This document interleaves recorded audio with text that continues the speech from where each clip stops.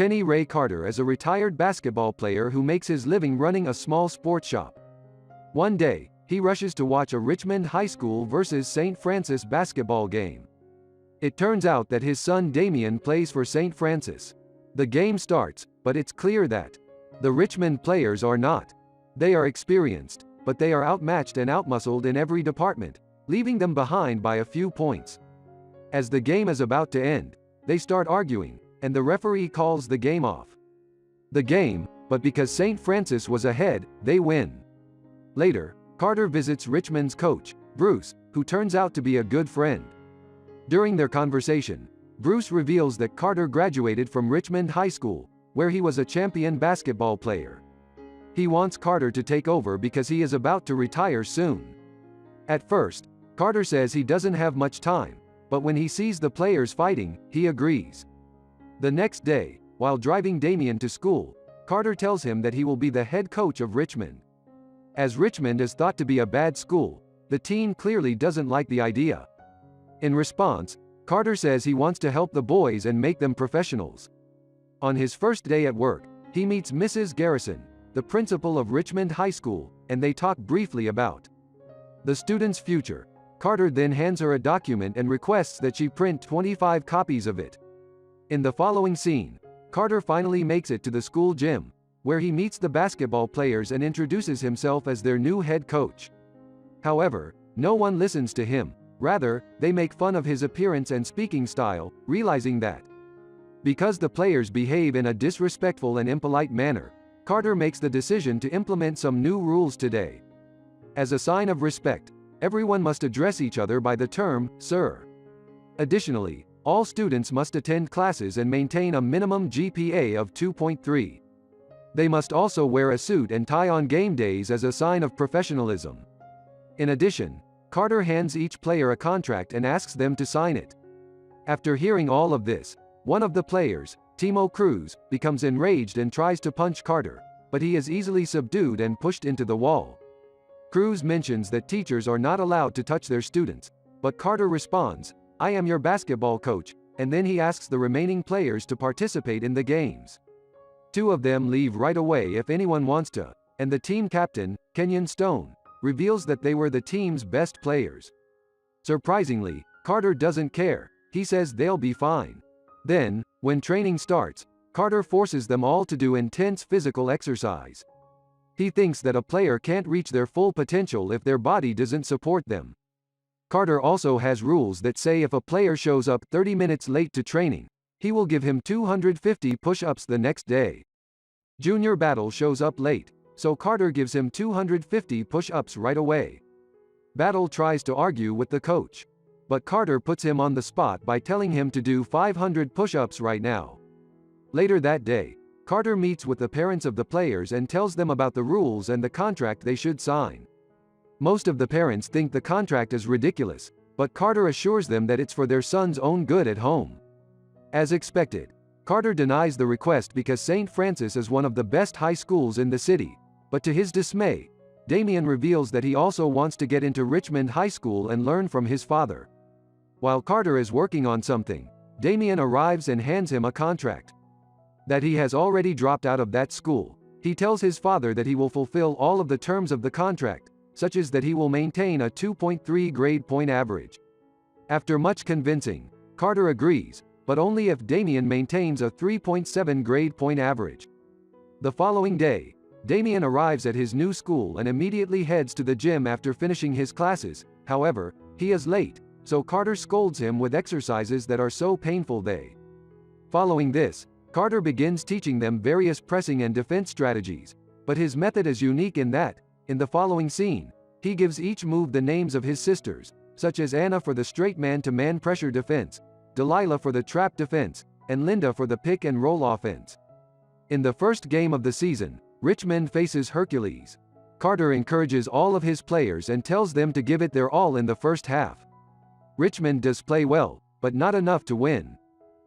As a result, during the timeout, Carter gathers everyone and tells them to look at the Hercules players, who appear extremely worn out. He then asks his players if they are worn out, and everyone says no. Carter explains that their endurance has increased as a result of the intense workouts. Cruz, who was also watching the game, is left in utter disbelief at how his team has become the following day. Carter gathers all of the players and congratulates them on their first win, but he also chastises them for the mistakes they made during the match in order to improve on them. Soon after, the match resumes and Team Richmond uses their physical superiority to score several points in a matter of minutes and win the game. He decides to add practice at 6 in the morning, and each player will have to do free throws every day until they learn the fundamentals.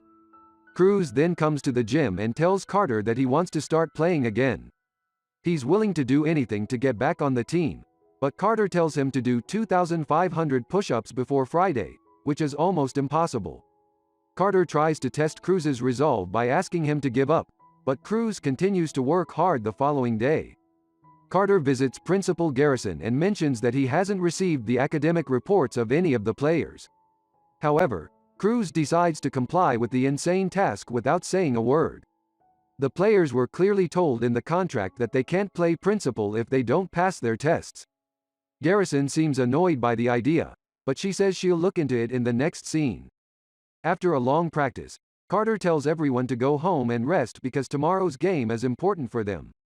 He then goes up to Cruz and tells him that he didn't do 2,500 push-ups, so he won't be allowed back on the team. This upsets the other players, so they decide to do push-ups for their crews, but it's not easy. They are rebelling. Carter seems happy because the players have finally realized how important unity is. The next day, Richmond plays the second match and wins with the help of Cruz, who seems to be an expert at scoring three-pointers. In the coming weeks, they will win more games without losing any. As Richmond gains strength on a daily basis, they also become arrogant. They often make fun of their rivals and even yell obscenities at them.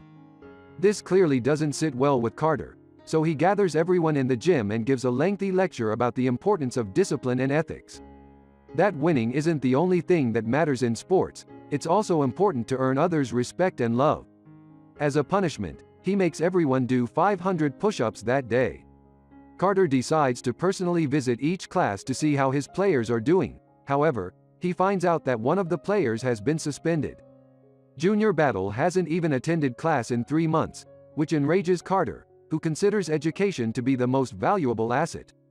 That evening, in the gym, he reprimands all of the players and warns them that if they don't maintain good grades, they will be dropped from the team. To make a point, he gives Junior Battle an indefinite suspension.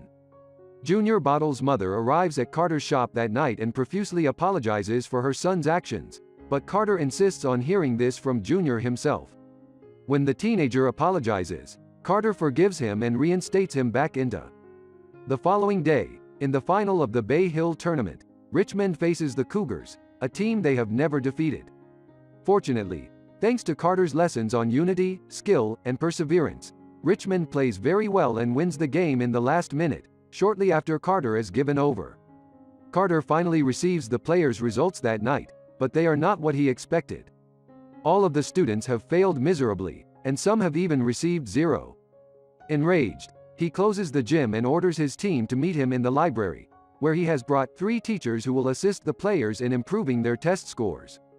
Carter informs them of this, that the gym will remain closed until they meet all contract terms the following day, when basketball practice begins. However, Carter cancels the first match, causing all players to be dissatisfied for the time being because he wants them to concentrate on their studies a few days later. One day, Carter approaches his students and explains why he's doing all this.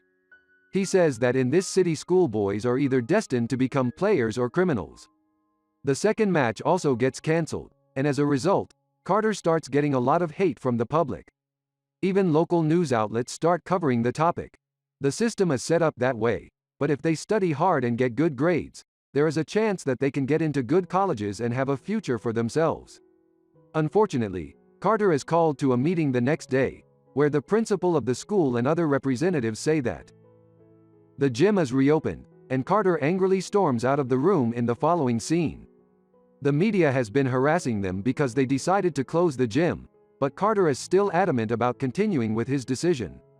He even says that if they overturn it, he will resign for good. The principal and some others agree with him, but unfortunately, most of them don't.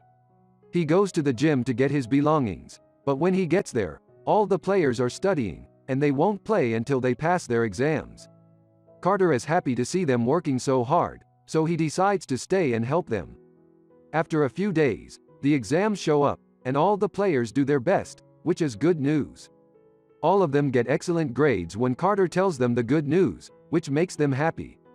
Now that each member of the team has passed their exams, they start playing basketball again and beat several teams one after the other, despite not practicing for over a month. One day, Carter tells everyone in his office the good news. Richmond has been chosen to participate in the state tournament, where they will face their rival St. Francis in their first match. The entire team is excited and ready to give it their all the next morning, when the crucial match between the two teams begins. The teams appear to have prepared well because they fight throughout the entire match. When they get into an argument, tempers start to flare as well. Despite this, St. Francis prevails by just 2 points, and Carter is very proud of his team because they played with unity, passion, and respect, which is very important for success in life. He also thanks them for being wonderful kids who have listened to each other and all of his instructions. Later, when the team returns to their school, the students give them a tremendous welcome. Everyone is happy that Richmond has finally reached the state level.